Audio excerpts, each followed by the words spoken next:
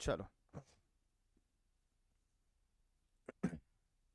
Legal services में हम लोगों ने हेडिंग डाल दी थी exemptions related to legal services. कौन कौन सी ऐसी लीगल सर्विसेज है जिनके ऊपर जीएसटी की कोई लायबिलिटी अराइज नहीं होगी? देखो first point, legal services provided bye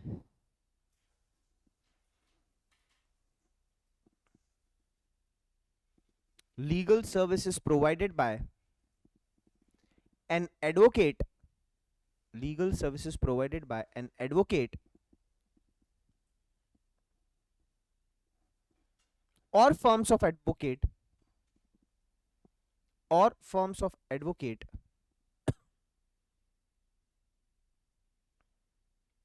are exempt if provided to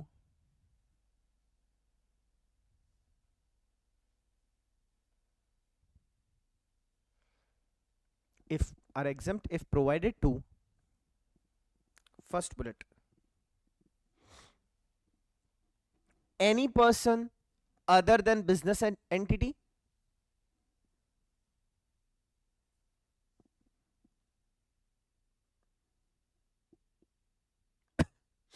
second bullet, business entity having aggregate turnover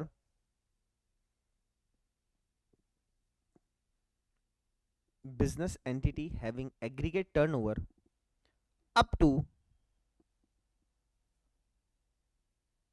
amount making it eligible up to amount making it eligible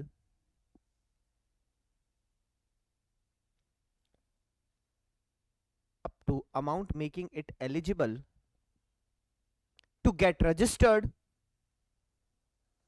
in preceding financial year.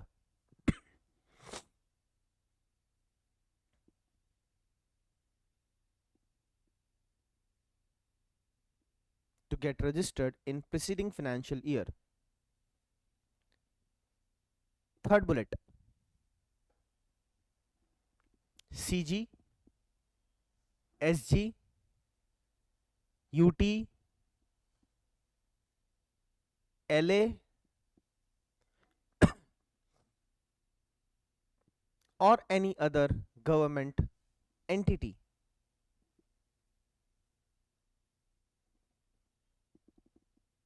Fourth bullet star mark करके लिखना,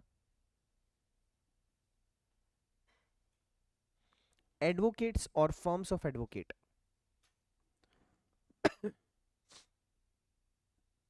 advocate और firms of advocate,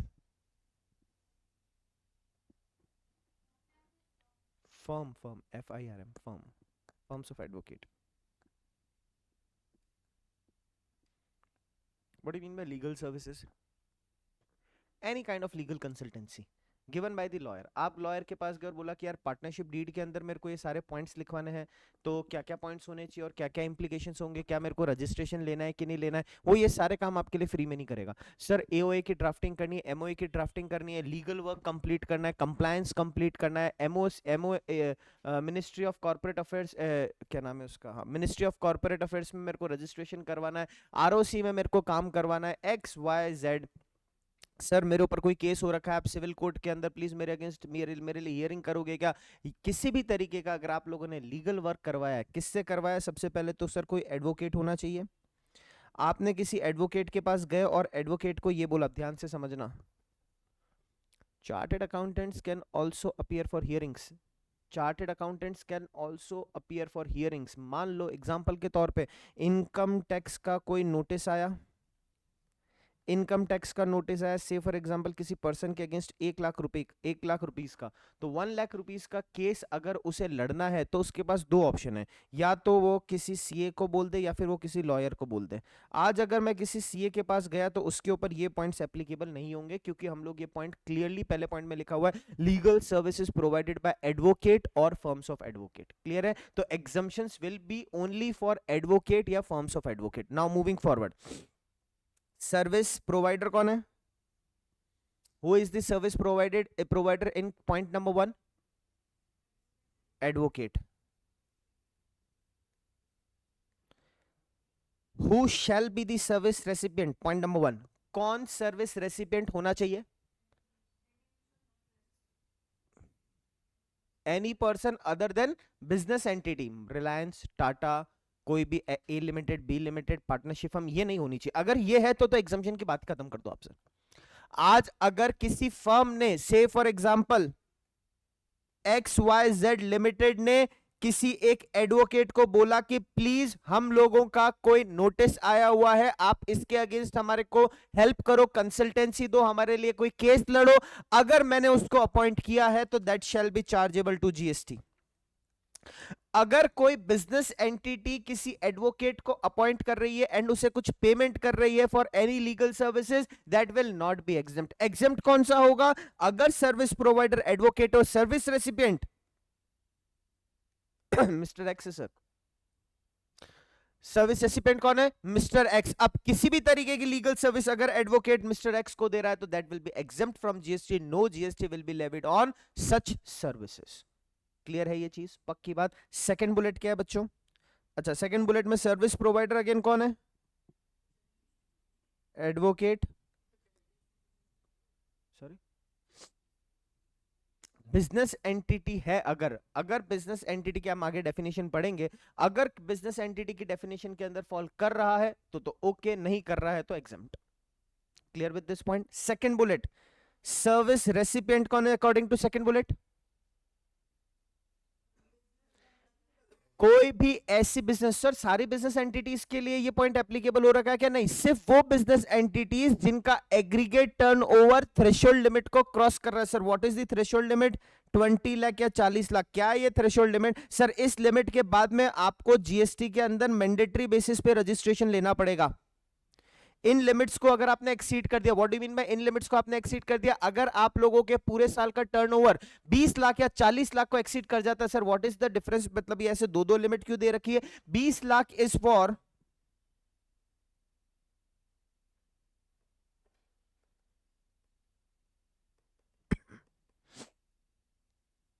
क्या मतलब हुआ इसका? अगर आप लोग पूरे साल में सिर्फ सर्विसेज रेंडर कर रहे हैं तो आपकी लिमिट कितनी है?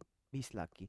या फिर आप गुड्स भी सेल कर रहे हैं और सर्विसेज भी रेंडर कर रहे हैं तो भी आपकी लिमिट कितनी है? 20 लाख की। पर अगर आप लोग सिर्फ गुड्स में डील कर रहे हैं, if you are dealing only in goods, तो उस केस के अंदर आप लोगों की लिमिट कितनी हो जाएगी? 40 लाख रुपए। मैं आप लोगों को पढ़ा रहा हूं, बोलो मेरे लिए कौन सी लिमिट एप्लीकेबल होगी, 20 लाख या 40 लाख? 20 लाख। तो अगर प्रीसीडिंग फाइनेंशियल ईयर के अंदर मेरा 20 लाख, मैं बिजनेस एंटिटी हूं, say for example Career Heights is business entity, अगर करियर हाइट्स का टर्नओवर पिछले फाइनेंशियल ईयर के अंदर 20 लाख एक्सीड नहीं कर रहा है तो सर उसके ऊपर भी हर तरीके के legal services will be except. Third point, service provider कौन है? Advocate. Who is service recipient in point number 3? Sir कोई कोई भी एडवोकेट गवर्नमेंट को लीगल सर्विसेज दे सकते हैं? बिल्कुल दे सकता है। कोई भी सेंटर, जैसे एग्जांपल के तौर पे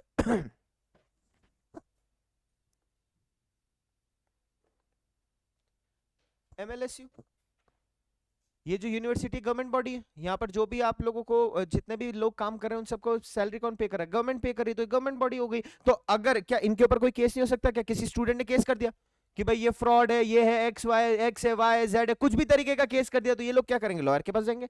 एडवोकेट को अपॉइंट किया और बोला कि भाई हमारे लिए केस लड़ो, सर कितना अमाउंट बनेगा? 1 लाख रुपए, no GST will be levied. क्यों? क्योंकि अगर हम लोगों ने पॉइंट क्या पढ़ा, अगर आप प्रोवाइडर कौन है? एडवोकेट है। रेसिपिएंट कौन है? कोई भी government body, no GST will be levied on legal services.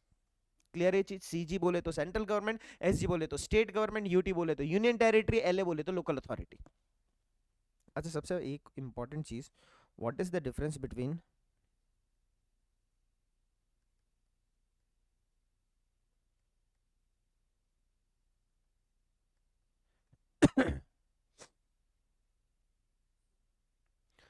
Municipality और लोकल अथॉरिटी? क्या ये दोनों सेम है? पहली चीज तो, और अगर डिफरेंट है तो क्या डिफरेंस है?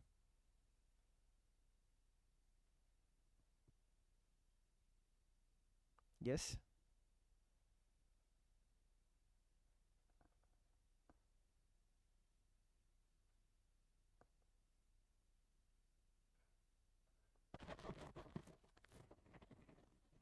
नहीं, डिफरेंस मतलब ये तो एग्जांपल हो गया, डिफरेंस क्या है?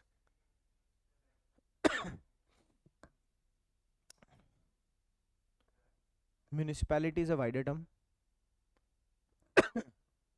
Local authority is not that wider. क्यों वाइडर नहीं है सर? लोकल अथॉरिटी का मतलब हो गया ताऊ, गांव के ताऊ भी लोकल अथॉरिटी है। लोकल अथॉरिटी का मतलब जैसे मान लो कोई ऐसे गांव का नाम बता सकते हो जहां पर बहुत कम पॉपुलेशन और आसपास में कहीं हो? मान लो झाड़ोल, वैसे तो छोटा नहीं है शायद, मेरे को ध्यान नहीं है। झाड़ोल के अंदर म्यूनिसिपैलिटी लगती है नहीं लगती सर? म्यूनिसिपैलिटी के लिए उनको कहाँ आना पड़ता है? उदयपुर। अगर नगर निगम से रिलेटेड कोई भी काम है, यूआईटी से कोई भी रिलेटेड काम है, तो आपको कहाँ आना पड़ेगा? उनके डिस्ट्रिक्ट में आना पड़ेगा। उदयपुर तो सर एक पूरा डिस्ट्रिक्ट संभाग में आ जाता है, उसके अंदर बहुत सारे गांव आते हैं। Clear with this point? तो वो जो बहुत सारे गांव आ रहे हैं, उनको अगर किसी भी तरीके का कोई रजिस्ट्रेशन रिगार्डिंग द लैंड और एनीथिंग या रजिस्ट्रेशन कुछ भी करना है, तो उनको कहाँ आना पड़ेगा? उदयपुर आना पड़ेगा। बट सर अगर वहां पर कोई दंगा हो गया, एक भाई ने दूसरे भाई को चाकू मार दिया, तो वो लोग क्या करेंगे? कहां जाएंगे केस सुलटाने के लिए? कहां जाएंगे? क्या उदयपुर के कोर्ट में आएंगे? नहीं, वहां के लिए क्या बना हुआ है? सरपंच। तो वो सरपंच क्या हो गया? Local authority. क्लियर है? तो दोनों का मतलब कॉन्सेप्ट सेम है, बट दोनों टर्म्स अलग है। म्यूनिसिपैलिटी हमेशा वाइडर टर्म मानी जाती है और लोकल अथॉरिटी शॉर्टर टर्म मानी जाती है। कि भाई माना जाता है कि भाई छोटी छोटी एरिया में लोकल अथॉरिटी का मतलब हर किसी एरिया का अगर कोई लोकल बंदा है जो वहां का गार्जियन माना जाएगा, that will be termed as your local authority. Sir SP, police, थानेदार जो भी है सारे सर लोकल अथॉरिटी के अंदर आ जाएंगे। क्लियर है ये चीज? चलो मूविंग फॉरवर्ड। फोर्थ बुलेट में हम लोगों ने क्या पढ़ा बच्चों? सर्विस प्रोवाइडर कौन है? सर्विस रेसिपिएंट कौन है? क्या एक एडवोकेट किसी दूसरे एडवोकेट को कोई सर्विसेज दे सकता है? 100% दे सकता है। 100% दे सकता है। आज जरूरी नहीं है कि हर एडवो say for example mister X, mister Y. Mister X के पास किसी एक्स मैटर के अंदर एक्सपर्टीज है और मिस्टर वाई के पास किसी वाई मैटर के अंदर एक्सपर्टीज है। अगर मिस्टर एक्स को मिस्टर वाई बोलता है कि यार मेरे को कुछ एक मैटर में तेरी हेल्प चाहिए, तो मेरी हेल्प कर दे क्या? उसने कहा ठीक है भाई, 10,000 रुपए लूंगा मैं। उसने कहा ठीक है दे देना, कोई प्रॉब्लम वाली बात नहीं है, मैं क्लाइंट से लेकर तेरे को दे दूंगा। नाउ इन दैट केस एक एडवोकेट अगर दूसरे एडवोकेट को किसी भी तरीके की कोई सर्विसेज रेंडर कर रहा है, that will not B leviable for GST. Clear है ये चीज? फिर ध्यान रखना, मैं तुम्हें फिर हर एक एग्जांपल में प्रोवाइडर और रेसिपेंट के बारे में बता रहा हूं। जब आप लोग रिवीजन करोगे, याद करोगे, तो आप लोगों को इसी तरीके से याद करना है who is service provider and who is service recipient. Point number 2 सी है।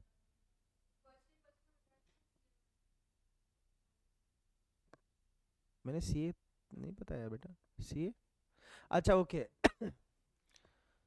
अगर इनकम टैक्स या जीएसटी का कोई नोटिस आया, तो सीए भी वहां पर जाके अपना वो रख सकता है पॉइंट कि भाई लॉयर को अपॉइंट ना करके किसी सीए को अपॉइंट कर दिया। क्या अपॉइंट किया? कि भाई इस मैटर को तू सॉल्व कर लेना। तो वो एग्जम्प्ट नहीं होगा, दैट विल बी टैक्सेबल। ठीक है? बट एग्जम्प्ट कौन सा मैटर हो जाएगा? अगर आप लोगों ने किसी लॉयर को अपॉइंट किया, तब हम एग्जम्पशन की बात करेंगे। तो ये पॉइंट लीगल सर्विसेज वाला पॉइंट सिर्फ और सिर्फ किसके लिए है? लॉयर्स के लिए। हम लोग यहां पर कोई अदर देन लॉयर्स अगर कहीं जाकर आप खुद की कैपेसिटी में भी केस लड़ सकते हैं। आप कोर्ट ऑफ लॉ के अंदर कहीं आपको कोई लॉयर आपका केस नहीं लड़ रहा है, तो आप खुद का केस खुद भी लड़ सकते हो, तो आप लॉयर नहीं बन जाओगे, आप एडवोकेट नहीं बन जाओगे। क्लियर है ये चीज? हम लोग एग्जम्पशन, एक चीज ध्यान रखना, फर्स्ट पॉइंट जो पढ़ा है उसमें सर्विस प्रोवाइडर हमेशा एक एडवोकेट या फर्म ऑफ एडवोकेट होना मैंडेटरी है। अदर देन दिस कोई अगर हुआ तो एग्जम्पशन के पॉइंट्स एप्लीकेबल नहीं होंगे पॉइंट नंबर 1 के अंदर। तो पॉइंट नंबर 1 के साइड में मार्जिन में लिख देना, सर्विस प्रोवाइडर ऑलवेज एडवोकेट और firms of advocate.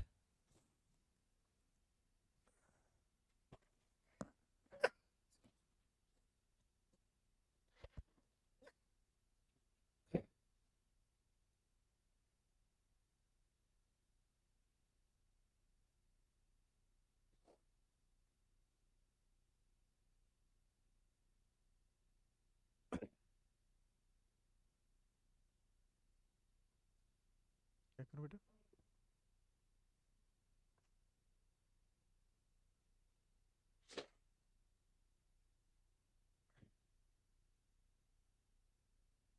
Hmm.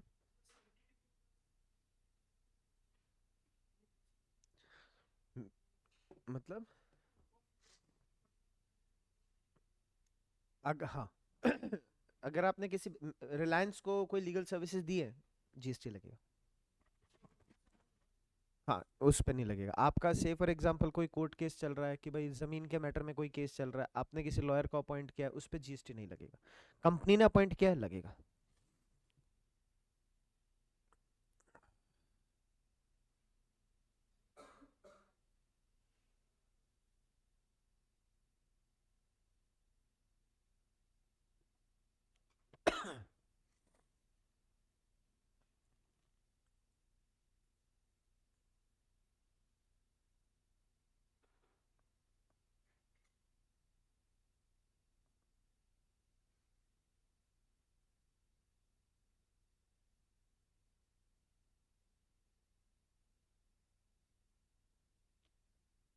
Second point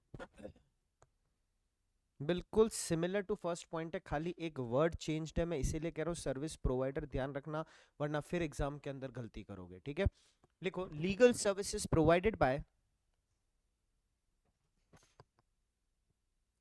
legal services provided by senior advocate,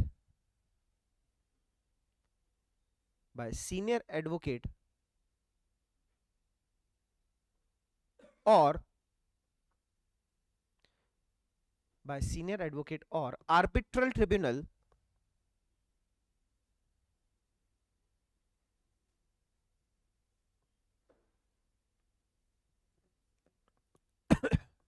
are exempt if provided to,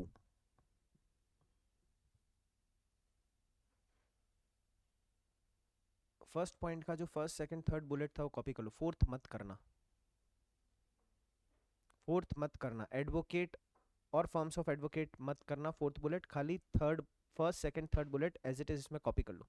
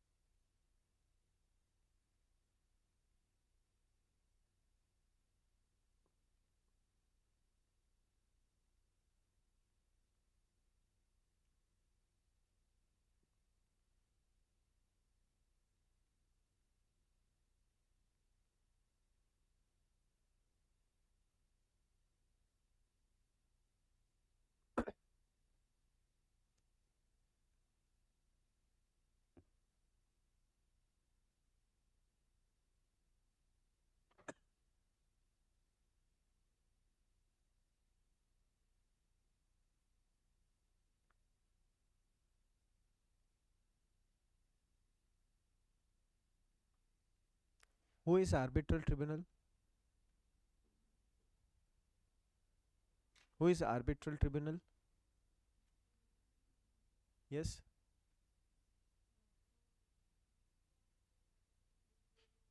Private body.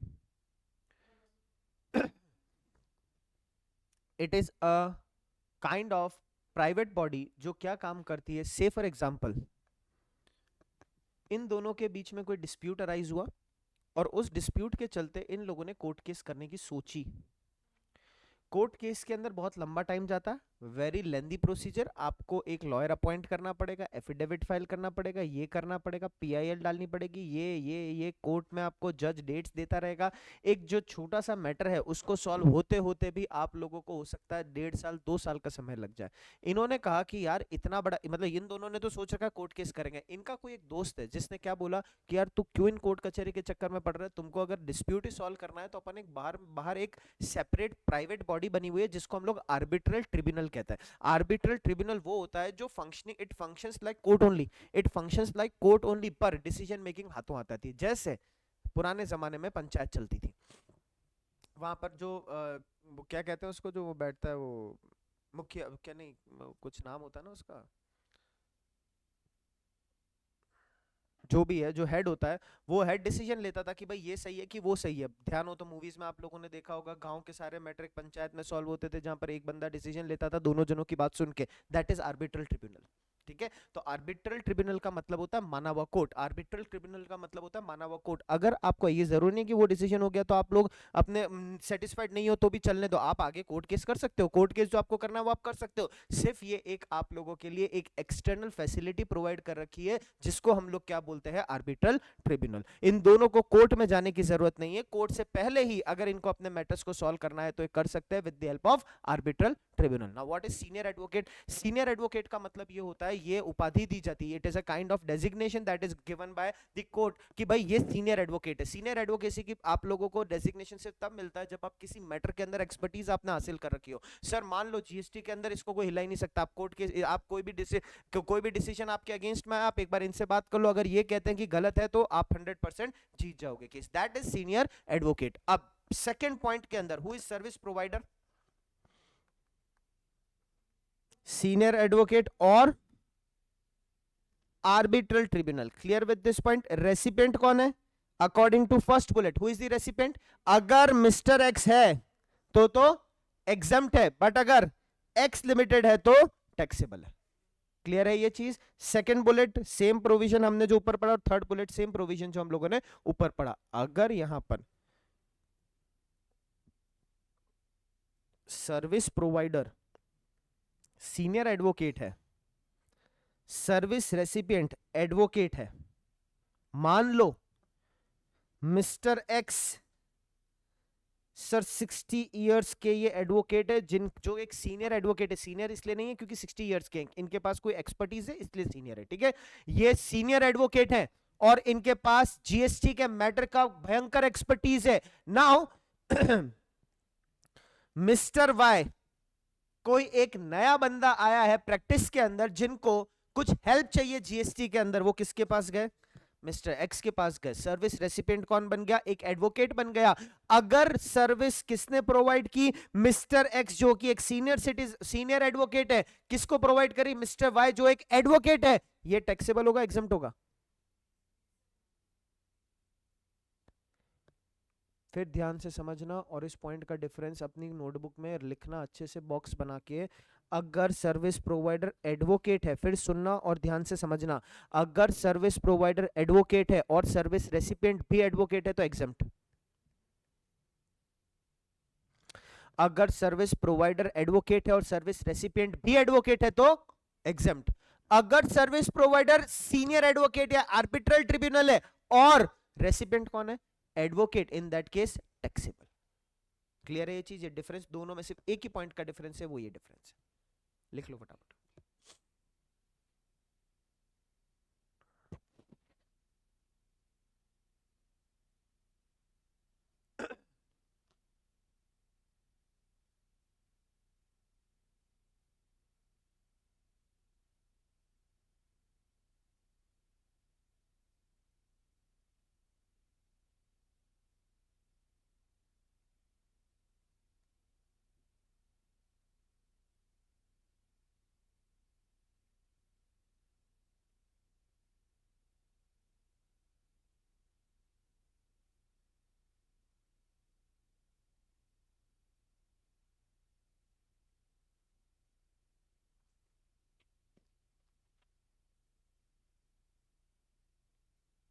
जिन्होंने कर लिया हो कॉपी, वो आप लोग प्लीज एग्जाम ये दोनों लिखना बच्चों। सर्विस प्रोवाइडर अगर एडवोकेट है और सर्विस रेसिपिएंट भी एडवोकेट है तो एग्जम्प्ट। सर्विस प्रोवाइडर अगर कोई सीनियर एडवोकेट है और सर्विस रेसिपिएंट अगर कोई एडवोकेट है तो टैक्सेबल। ये दोनों पॉइंट लिखना, वरना तुम लोग एग्जाम मतलब तुम लोग रिवीजन करते टाइम इसको कंक्लूड नहीं कर पाओगे।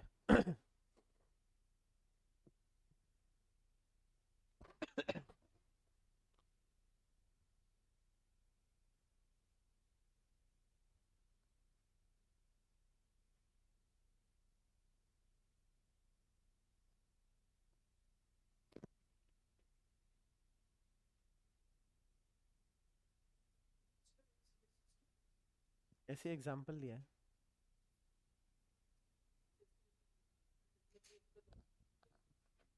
तो भी टैक्सेबल, हाँ, एग्जाम्प्ट नहीं।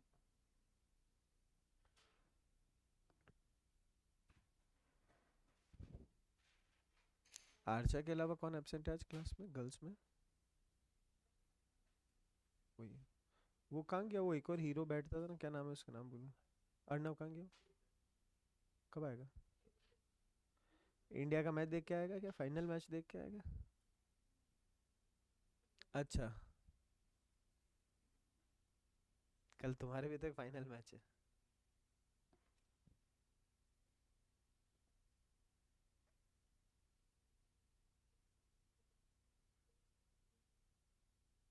हाँ, हाँ लगता है, मैंने कब कहा नहीं लगता है?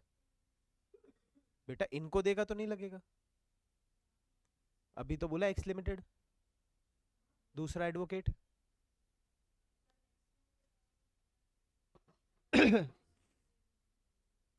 बढ़िया पॉइंट है, नहीं लगेगा। हाँ, रजिस्टर्ड रजिस्टर्ड होने से कोई फर्क नहीं पड़ता, आपको थ्रेशोल्ड लिमिट क्रॉस करनी। तो मैं फिर वही कह रहा हूँ आप लोगों को जब चैप्टर पढ़ रहे हो आपको एग्जाम्शन चैप्टर साथ में रख देना साइड में, हर चैप्टर में एग्जाम्शन आएगा। सप्लाई चैप्टर पढ़ लिया, सर ये तो सप्लाई हो गई, जीएसटी लगा दे क्या? अरे बेवकूफ हो, एग्जाम्शन तो पढ़ो। क्या जो पॉइंट तुम्हारा सप्लाई के अंदर आ रहा है उसको कुछ जरूर, जैसे तूने बोला कि सर आर्बिट्रल ट्रिब्यूनल की कोई भी सर्विसेज है उसको एग्जाम्प्ट कर रखा है या टैक्सेबल कर रखा है, तो अब ये तो चेक करो कि वो एग्जाम्प्ट है कि टैक्सेबल है, कुछ कुछ को दे रहा है अगर तो फिर वो एग्जाम्प्ट हो जाएगी। नेक्स्ट जी, नेक्स्ट हेडिंग, नया एग्जाम्शन, गवर्नमेंट सर्विसेज।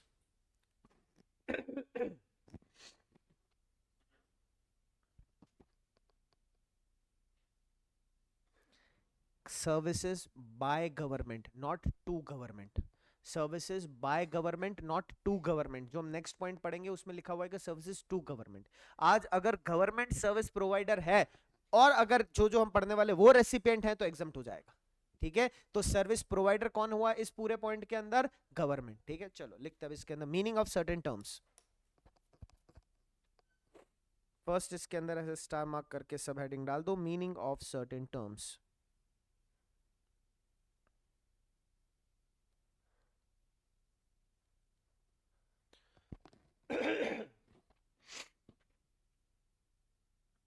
लिखो गवर्नमेंट मींस, इसके अंदर first point, government means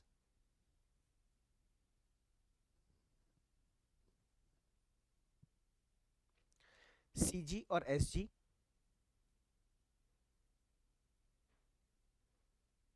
working through its offices and departments,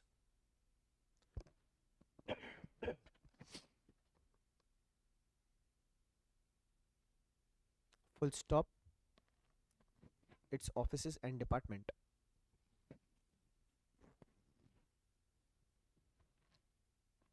sir CG और SG working through its offices and department का मतलब क्या हुआ? Office, office, GST department, income tax department, ये सब गवर्नमेंट बॉडी तो हुई। आज MLSU government body through its offices and department. आज सेंट्रल गवर्नमेंट स्टेट गवर्नमेंट का मतलब क्या मानोगे तुम लोग? सीजीएसजी बोल दिया, क्या मतलब है उसका? क्या बीजेपी सेंट्रल गवर्नमेंट है तो क्या वो वही सारी सर्विसेज देंगी क्या आपको? आज अगर आपको कुछ पढ़ना है तो वहां का कोई जो हेड है वो आपको आके पढ़ाएगा क्या? नहीं, आपने उन्होंने कोई डिपार्टमेंट बना रखा होगा। ऑफिस बोले तो जीएसटी का ऑफिस, इनकम टैक्स का ऑफिस, आपके कंपनी लॉ का कुछ एनसीएलटी वगैरह XYZ, ये सारे क्या होते हैं? गवर्नमेंट बॉडीज ही कहलाते हैं। आज आपके कोई भी स्कूल, आईआईएम हो गया, आईआईटी हो गया, ये सारे डिपार्टमेंट्स है, एजुकेशन डिपार्टमेंट्स है, तो वहां पर ये सब आपके लिए क्या माने जाएंगे? CG and SG. अब फुल स्टॉप के बाद जो लिखवा रहा हूं उसको अंडरलाइन मार्क कर देना या स्टार मार्क करके लिखना। However regulatory bodies, regulatory bodies or other autonomous bodies or other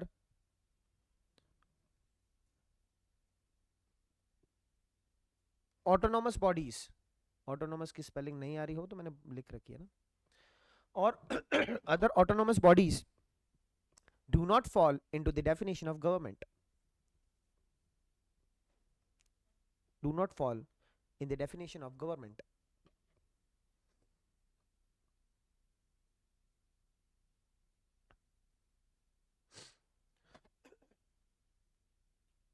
बताइए ये कौन सी होती है how ever the regulatory bodies और ऑटोनोमस बॉडीज, कौन कौन सी बच्चों?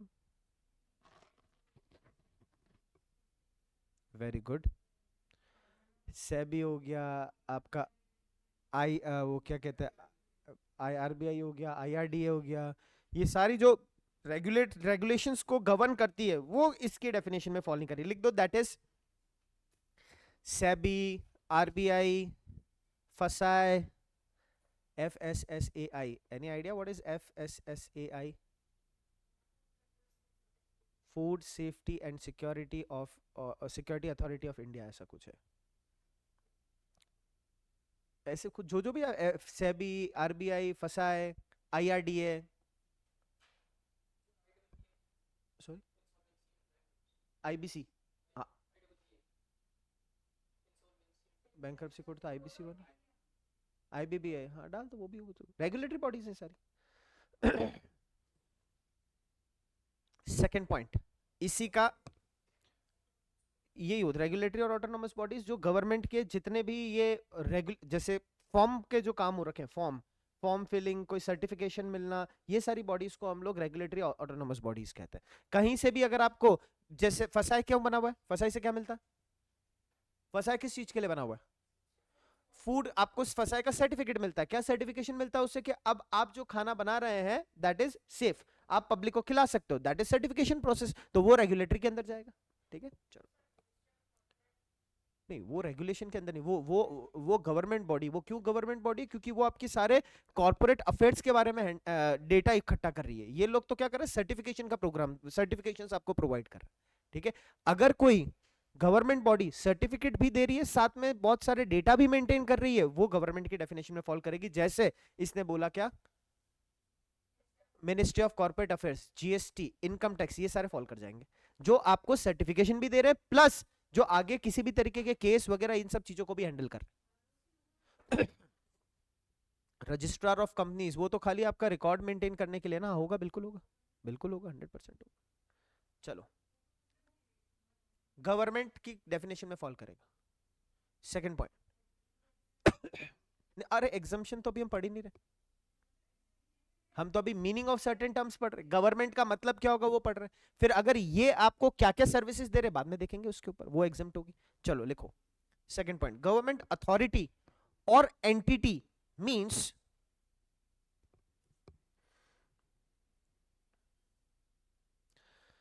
government authority or entity means an authority, comma board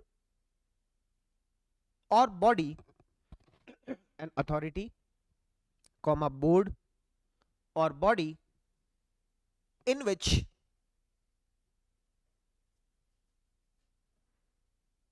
government has 90% or more, in which government has 90% or more participation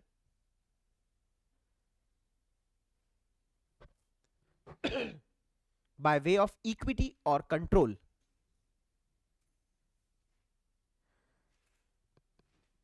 by way of equity or control,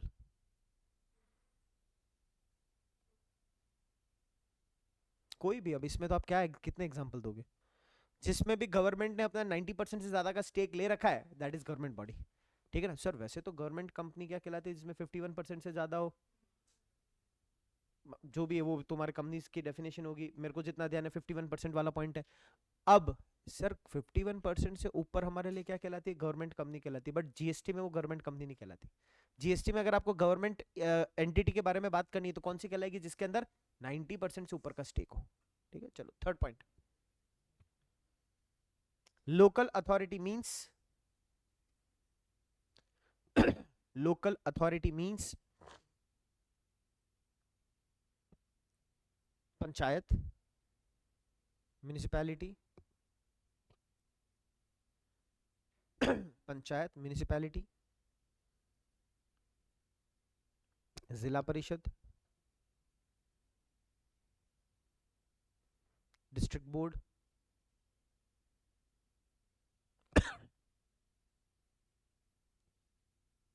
district council,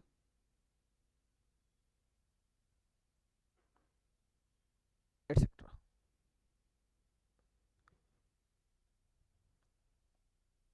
जो भी local level पर काम करे कोई भी बॉडी, उसे हम लोग क्या बोलेंगे, local authority. But full stop, next line में लिखना इसी पॉइंट में, but excludes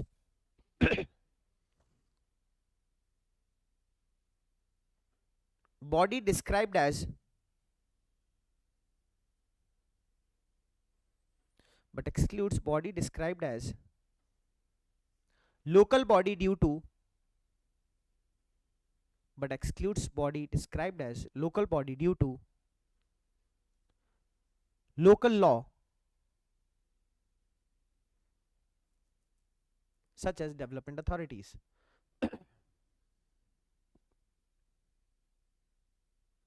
Such as development authorities. Sir CG SG का लेना देना नहीं है। सीजीएसजी ने कुछ नहीं बोला कि आप ये काम करो। पंचायत के लिए तो सीजीएसजी ने बोल रखा है, डिस्ट्रिक्ट काउंसिल के लिए सीजीएसजी ने बोल रखा है कि सीजी या एसजी बोल रहा हूँ मैं, दोनों ने नहीं, सीजी या एसजी ने बोल रखा है कि आप ये बनाओ। आपके जो आज नरेंद्र मोदी को कोई डिसीजन लेना है तो उदयपुर में आके डिसीजन लेगा क्या? उदयपुर के कोई भी मैटर चल रहे तो उसको सॉल्व क्या वो नरेंद्र मोदी करेगा बैठ के? नहीं, इट इज नॉट पॉसिबल। तो क्या सीएम सर हमारे ये भजन लाल जी वो करेंगे क्या? नहीं, वो भी नहीं करेंगे। तो कौन करेगा? उसके लिए उन्होंने क्या बना रखा है, यहाँ की एक लोकल अथॉरिटी बना रखी है जिसका नाम क्या बोल दिया, पंचायत बोल दो, किसी भी तरीके से जिला परिषद बोल दो, वॉट एवर द केस में भी, उन्होंने असाइन कर रखा है। उन्होंने असाइन कर रखा है, इसीलिए यहां पर इसके क्या होते हैं, इलेक्शन होते हैं। पर इन लोगों को भी लगता है, किन लोगों को, जो जिला परिषद वाले हो गए, डिस्ट्रिक्ट काउंसिल वाले हो गए, उनको लगता है यार सारे मैटर्स हम भी सॉल्व नहीं कर सकते, यहां पर हम लोग को एक बोर्ड बना देते हैं, जैसे डेवलपमेंट अथॉरिटी बना दिया एग्जांपल के तौर पे। डेवलपमेंट अथॉरिटीज क्या करती है, किसी भी तरीके का डेवलपमेंट करना है, सर ये अभी अपना जितने भी जगह चौराहे बनते हैं, ये कौन बना रहा है? लोकल के जो डेवलपमेंट अथॉरिटीज है वो बना रही है। वो आपके लोकल अथॉरिटी की डेफिनेशन में फॉल नहीं करेगी। क्यों नहीं करेगी? क्योंकि वो एक तरीके से एजेंसी हो गई जो एक लोकल लॉ को फॉलो करने के लिए बना रखी है। ठीक है, इसमें ना सेंट्रल गवर्नमेंट के कोई डायरेक्शन है, ना स्टेट गवर्नमेंट के कोई डायरेक्शन है, इसमें किसके डायरेक्शन है? लोकल लॉ के। लोकल लॉ को फुलफिल करने के लिए अगर हमने किसी एक बोर्ड को अपॉइंट बना रखा है तो उस बोर्ड को हम लोग डेफिनेशन में फॉल नहीं करेंगे गवर्नमेंट की। Got it? चलो next heading. Heading in the sense, ये पहला वाला मीनिंग ऑफ सर्टेन टर्म्स था, अब सेकंड डाल के लिखो, exemptions related to services, exemptions related to services by government। मतलब सेकंड नहीं, अपन ने फर्स्ट डाला था मीनिंग ऑफ सर्टेन टर्म्स, अब उसका हम लोग सेकंड डाल रहे हैं। सेकंड स्टार मार्क करके लिखो।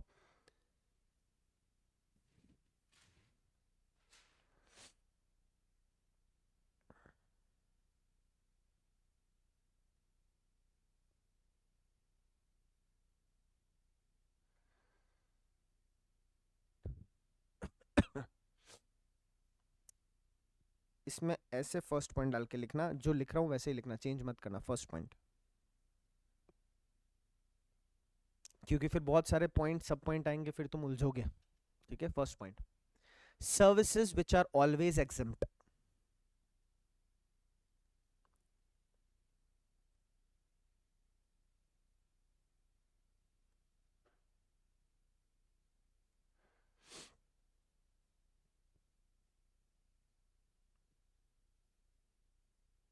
First point, services by government authority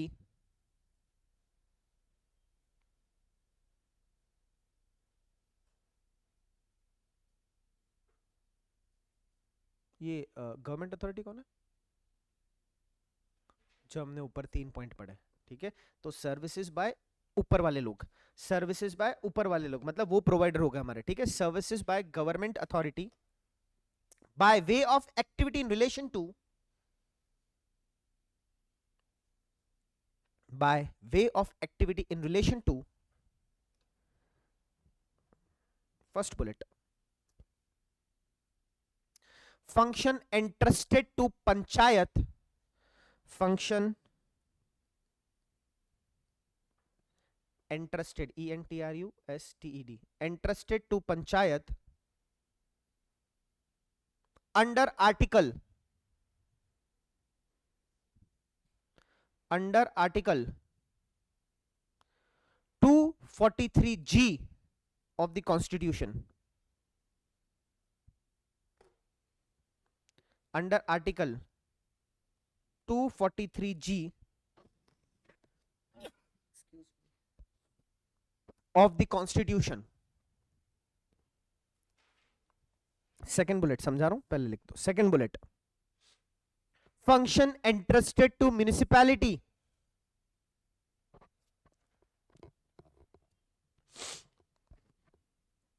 functions entrusted to municipality under article 243W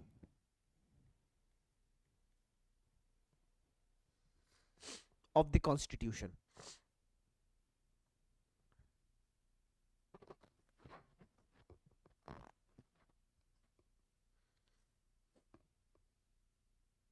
हम लोग एक एक पहले वर्ड का मतलब समझ लेते हैं, फिर पॉइंट समझते हैं, ठीक है? What do you understand by interested?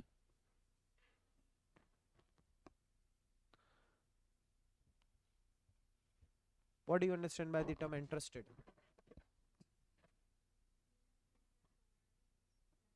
Any kind of responsibility given to someone else. Interested का मतलब होता है किसी को जिम्मेदारी अलोकेट करना। अगर आप लोगों ने, अब हाँ चलो लिख दो तुम लोग, इंटरेस्टेड का मतलब लिख दो,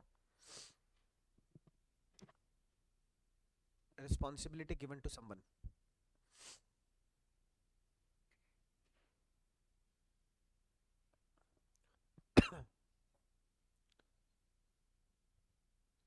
फंक्शन इंटरेस्टेड टू पंचायत, खाली यहां तक की मतलब समझते हैं। Who is service provider and who is service recipient? Who is service provider? Government, ठीक है। Who is service recipient? Function interested to panchayat. तो सर्विस रेसिपिएंट कौन हो गया बेटा? किस मैटर में? Under article 243G। क्या ये अंडर आर्टिकल 243G? चलो उलझते नहीं, पूरा आर्टिकल 243G तुम याद नहीं कर सकते हो, या फिर हम कोई भी नहीं पढ़ सकता, बहुत सारे आर्टिकल्स हैं। पंचायत का, गवर्नमेंट, मेरी बात समझना, अभी हमने जो ऊपर गवर्नमेंट की बात करी है, गवर्नमेंट पंचायत को क्या काम कह सकती है या फिर किस तरीके की सर्विसेज दे सकती है? किसी भी गांव में किस तरीके की प्रॉब्लम्स हो सकती है मुझे बताओ? Water related, electricity related, schools, roads, sanitation etcetera. तो ये काम किसको दिया है बेटा? सर्विस रेसिपिएंट, मतलब पंचायत। देखो ध्यान से समझना, मेरा गांव है, तुम सारे गांववासियों मेरे, तुम लोगों ने मेरे को प्रधान या फिर जो भी बोल सकते हो उसको, जो हेड होता है वो बना रखा है वहां का, ठीक है? तो अब ये मेरी ड्यूटी बनती है, क्या ड्यूटी बनती है? मैं सरपंच बना रखा है, ध्यान नाम देना सरपंच, ठीक है? मेरे को सरपंच बना रखा है। सरपंच के इलेक्शंस होते हैं, अगर आप लोगों को नहीं आइडिया हो तो। सरपंच बना रखा है मेरे को, तो सरपंच की क्या ड्यूटी बनती है कि मैं तुम लोगों का ध्यान रखूं। किस तरीके से ध्यान रखूं? जो भी तुम लोगों के ग्रीवेंसेस आ रहे, that are to be entertained, that are to be entertained and reverted back. तो इन दैट केस तुम लोगों ने मेरे को बना रखा है सरपंच, तो मेरी ड्यूटी बनती है, ये मेरे को आके बोले कि यार सर पानी की बहुत प्रॉब्लम हो रखी है, आप प्लीज कुछ करो, वरना आपका क्या काम। फिर हमने आपको किस बात के लिए अपॉइंट किया? आप डायरेक्ट किससे बात करो, वही देगी पैसा, ठीक है? तो आप किससे बात करो? गवर्नमेंट से। तो मैंने अर्जी लगाई किसको? गवर्नमेंट को अर्जी लगाई। अब हम लोग कौन बन गए? रेसिपेंट बन गए सर्विसेज के। किस तरीके से रेसिपेंट बन गए? इसने मेरे से कुछ वो गुहार लगाई थी ना कि सर वो पानी की प्रॉब्लम आ रखी है, तो मैंने वहां के लिए कुछ ट्यूबवेल या एक्सवाइजेड जो भी गवर्नमेंट मेरे को फैसिलिटी प्रोवाइड करने वाली है, मैंने उसकी अपील किसको करी? गवर्नमेंट को करी। तो गवर्नमेंट मेरे को सर्विस प्रोवाइड कर रहा है। मैं कौन हूं? पंचायत हूं। पंचायत को सर्विसेज प्रोवाइड की जा रही है, तो सर्विस रेसिपिएंट कौन हो गया? पंचायत। टैक्सेबल की exempt, it will always be an exempt supply. Clear है ये चीज? अब सुनना मेरी बात को।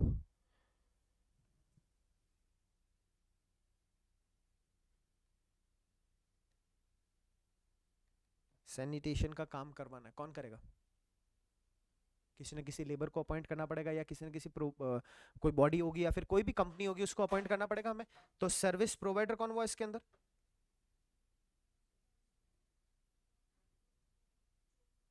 जिसको भी हम लोग लेबर,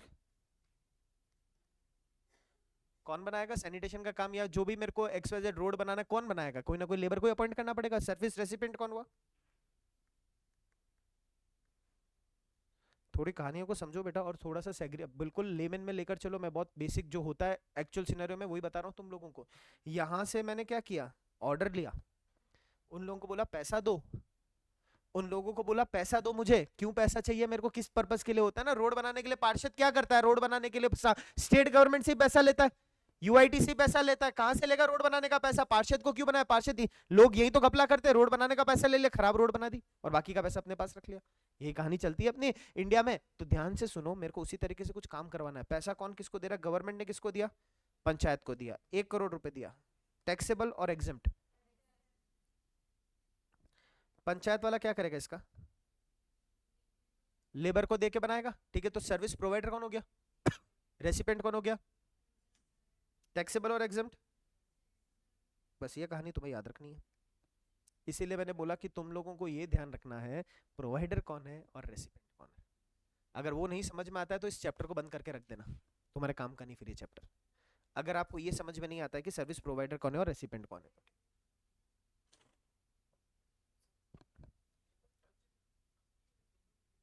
बेटा पंचायत लेबर को क्या सर्विसेज देगा? वो तो पेमेंट करेगा ना।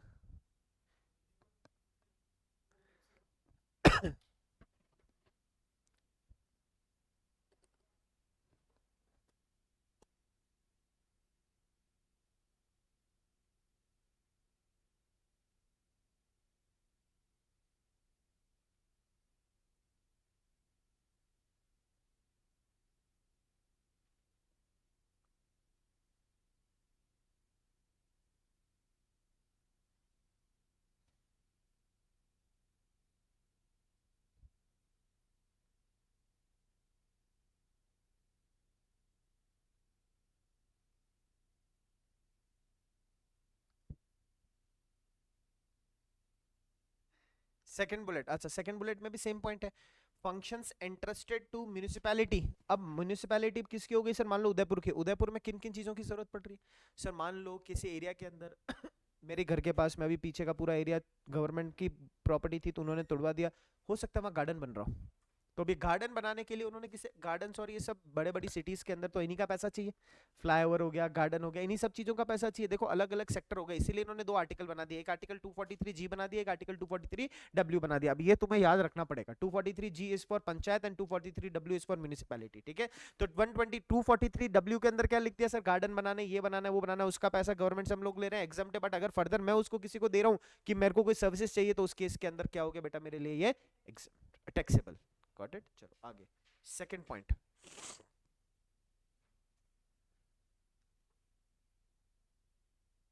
Services provided bye,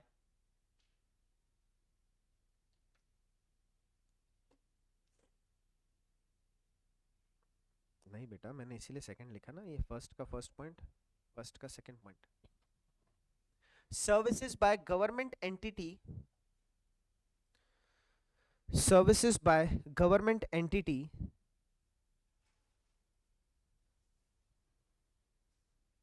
to CG SG UT और LA, services by government entity to CG SG UT or LA or nominated person